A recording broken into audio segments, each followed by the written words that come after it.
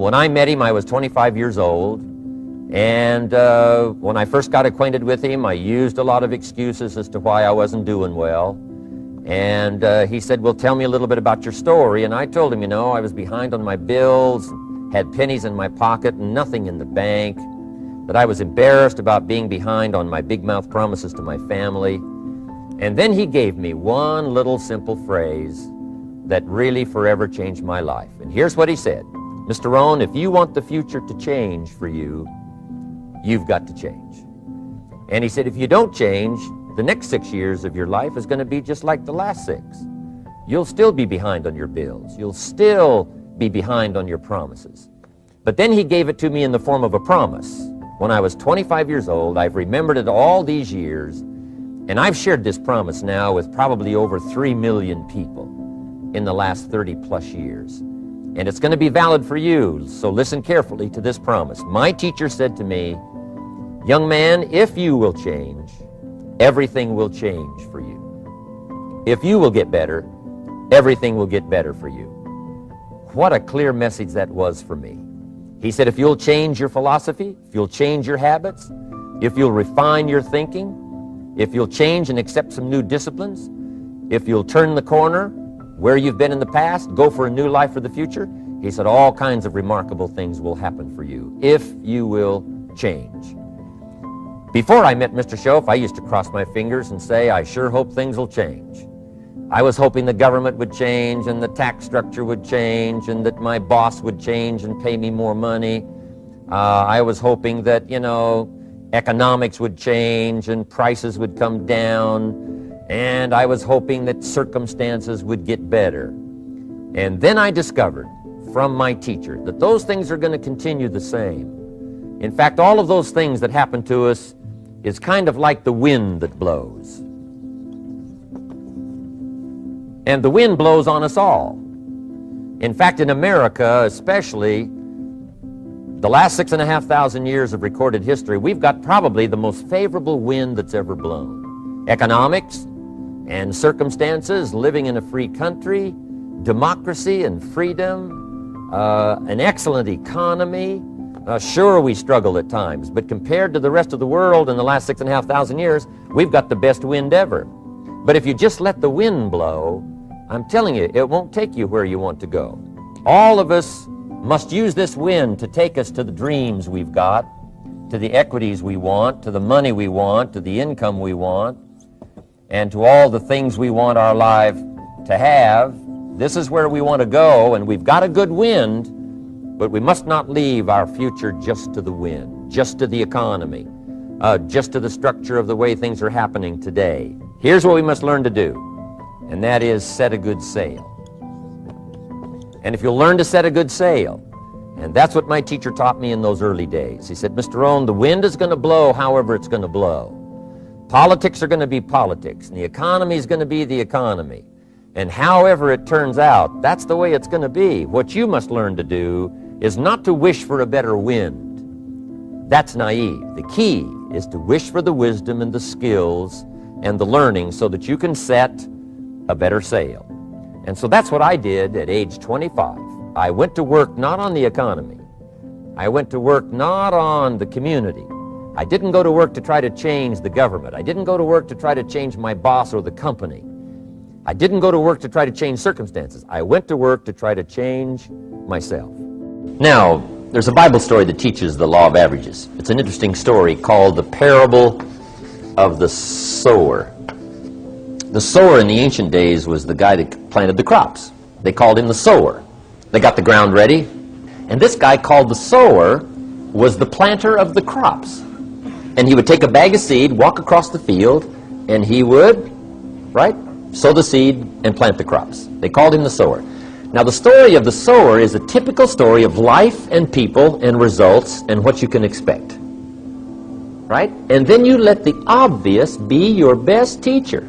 First, the sower was a wise man. And when you read the whole story, you'll come to the conclusion the sower was a wise man, which is a high advantage. Right? You don't want to send a dummy out to plant, right? We will all starve come fall. The sower had excellent seed. He didn't settle for something cheap and second best. He was highly ambitious. And when you read the whole story, you'll come to the conclusion this man was ambitious, which is an admirable quality, ambition. And then he went to work. Now the story with the sower, with the excellent seed, highly ambitious, opportunity all around him, he has the capacity, he's got the seed, everything's ready, and he starts out to sow, to get some results. Now it's an interesting story about what happened to him. It's a typical story of life, but it's fascinating. Here's what it says.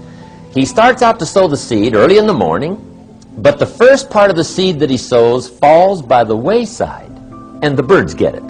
He's sowing this good seed, highly ambitious man sowing this good seed, and the birds are grabbing it. He sows some more and the birds grab that. He sows some more and the birds grab that.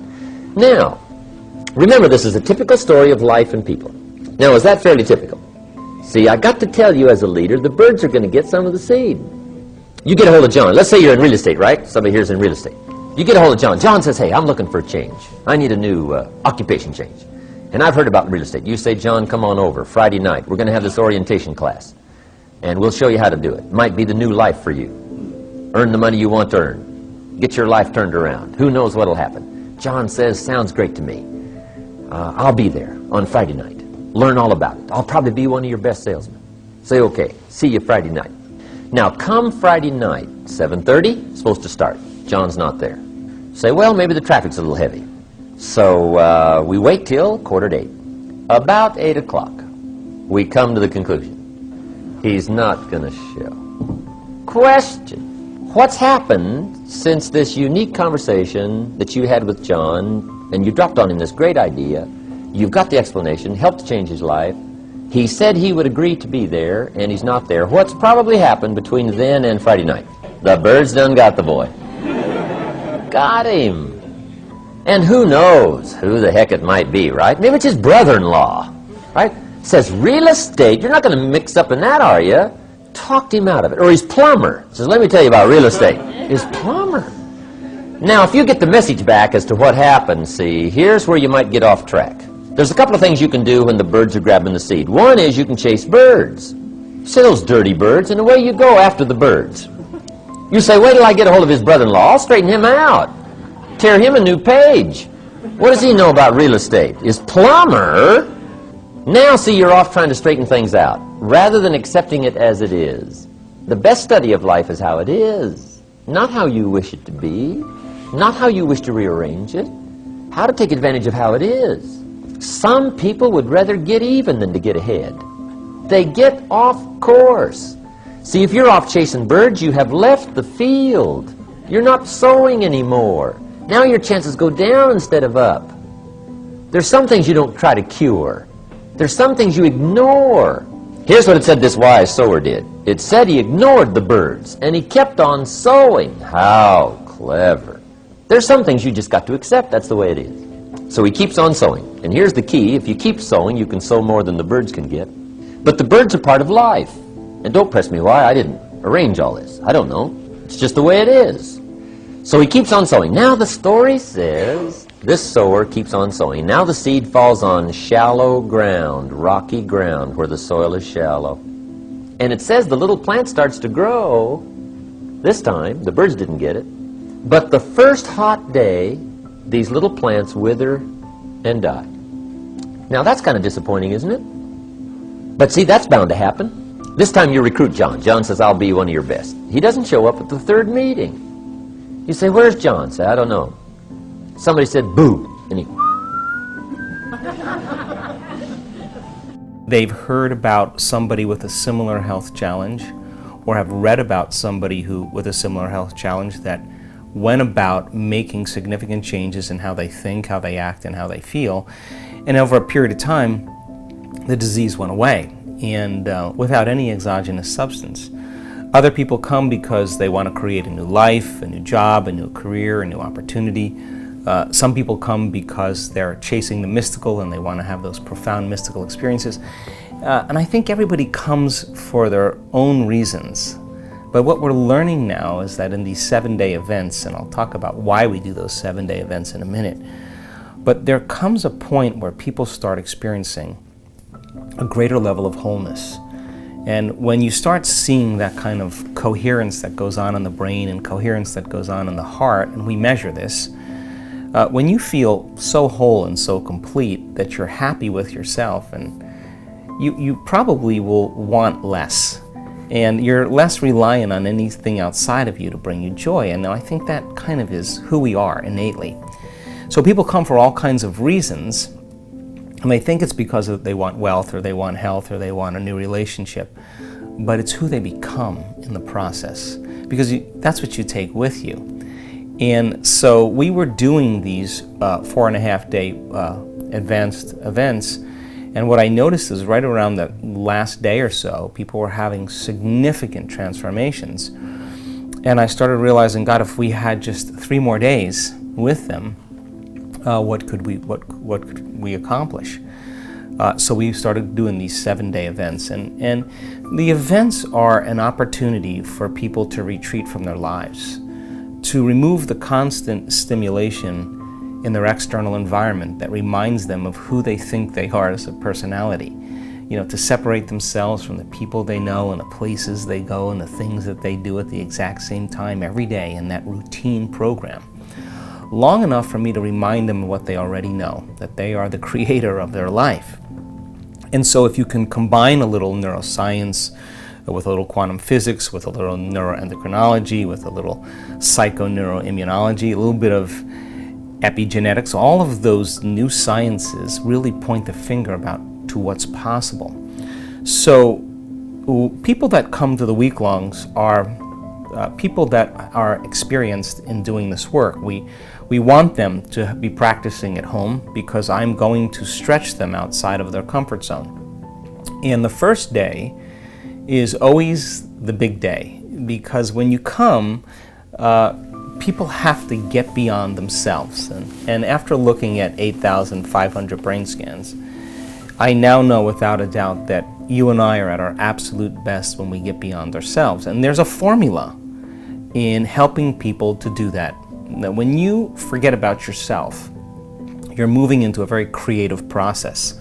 You're not thinking about what you look like, you're not thinking about what you eat, you're not thinking about your past or all your problems or your pain, you're not thinking about your name. In fact, you dissociate from everything that's known for you, and that's the creative process, stepping into the unknown. So the first day, I challenge people to get beyond themselves, and so they'll learn, I'll remind them of some of the basics, and then we're going into a meditative process for different parts of the day, and they're working on taking their attention off their body, off the people in their life. Now think about this. The stronger the emotion that you feel to some problem or some condition in your life or some person in your life, the more you pay attention to that person or problem. And if where you place your attention is where you place your energy, in fact, you're giving your power away to a lot of the problems in your life because that's where your attention is.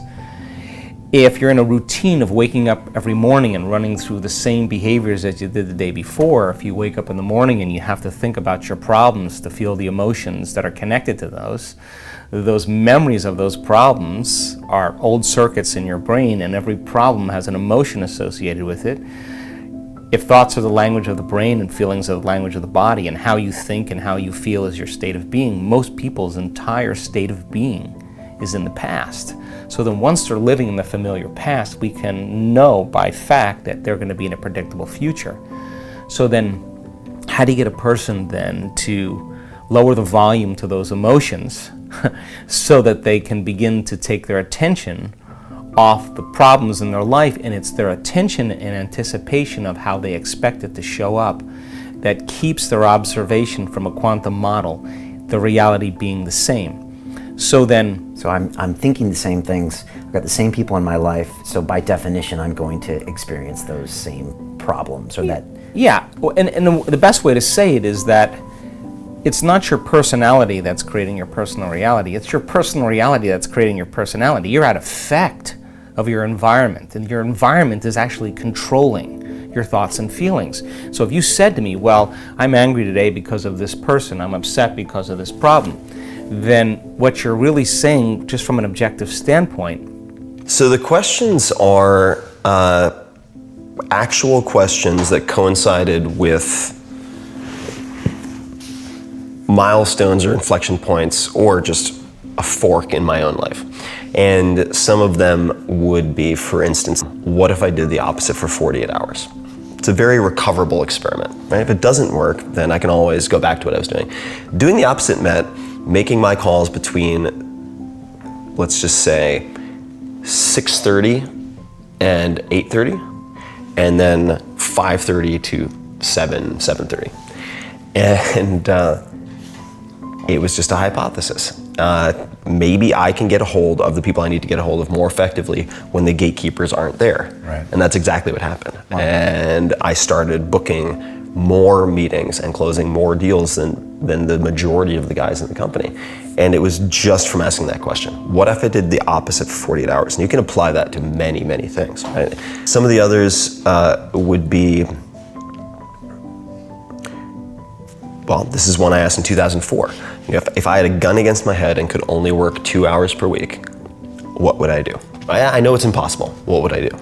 And that type of ludicrous question was necessary to break my thinking patterns and stress test my own assumptions of what was possible. And you find that that is a learnable skill. I'll give you another question that I think you'll really like, which is one of the 17. What can I learn from the people I hate the most? Wow. Now this does two things. It forces you to separate your morality from your search for effectiveness. Right. It also helps you to develop some degree of empathy. And those two are very powerful. So what can I learn from the people I hate most? Wow. Is a very, very useful practice. So I'll journal on that very often. In terms of patterns, we were talking about some of the things I've spotted. Meditation or journaling are performed by close to 100% of the people that I interviewed. Okay, the question is, do you, the person asking the question, have what it takes to do what Dan did? You never know. But no one does know initially, up front. You have to try. You have to swing at the plate. You have to, take risk. You have to be willing to sacrifice. You have to be willing to make commitment. And just do it. I keep saying that. I mean, it's simplistic. It sounds like I'm, I haven't thought the question to it, but that's not the point at all. The point is, after 21 years of coaching and after almost 45 years of doing this myself and being a high-performance person in 6 decades, I realized you just got to do it. Famous lesson about a margin of safety, that you don't drive a truck that weighs 9,900 pounds across a bridge that says limit 10,000 pounds, because you can't be that sure about it. If you see something like that, you go down a little further down the road and you find one that says limit 20,000 pounds, and that's the one you drive across. Just how committed are you to your goal? How important is it for you? And what are you willing to sacrifice in order to achieve it? If you find yourself fully committed, motivation will follow. Thoughts influence feelings, and feelings determine how you view your work. You have a lot of thoughts in your head, and you always have a choice of which ones to focus on, the ones that will make you emotionally stuck, fears, doubts, or the ones that will move you forward, excitement, experimenting, trying new things, stepping out of your comfort zone. Motivation means action, and action brings results. Sometimes your actions fail to bring the results you want. So you prefer to be nice to yourself and not put yourself in a difficult situation. You wait for the perfect timing, for an opportunity, while you drive yourself into stagnation and sometimes even into depression. Get out there, challenge yourself, do something that you want to do even if you are afraid.